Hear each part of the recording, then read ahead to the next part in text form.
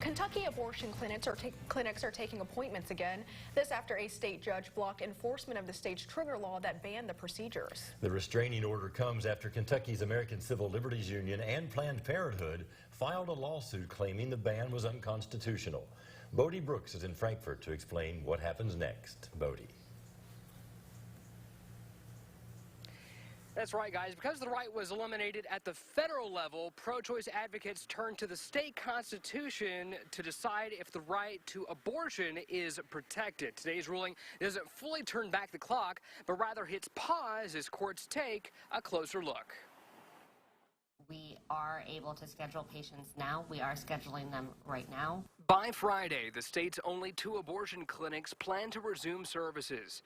A Jefferson Circuit Court judge granted an emergency restraining order after 2 organizations argued Kentucky's abortion ban is unconstitutional. Our attorneys successfully argued that Kentucky's Constitution provides the right to privacy, bodily autonomy, and self-determination. The restraining order is temporary. The court will pick the case back up next Wednesday when the ACLU argues for a temporary injunction. If we are granted that, that will allow the laws to remain blocked throughout our litigation of the case. Attorney General Daniel Cameron responding in a statement, today one judge in Kentucky has, without basis in the Kentucky Constitution, allowed 2 clinics to resume abortions.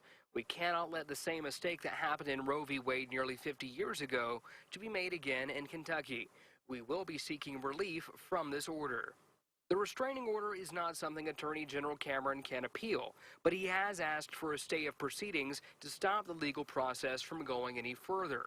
Speaking to Fox 56 on Monday, as the case was filed, Kentucky Right to Life's Adia Wushner said her group was prepared for a court battle. So we expected it. We knew they were going to retract some stuff that were already cases in the without prejudice in the Court of Appeals, in the Federal Court of Appeals. So it was expected. So I guess I'll say there's no surprises there. With the state constitution being the final word, already attention is turning to the ballot as voters will decide if there should be an amendment to clearly state there is no right to an abortion in Kentucky. Our state constitution is what's providing relief today, and it's all we have for the future.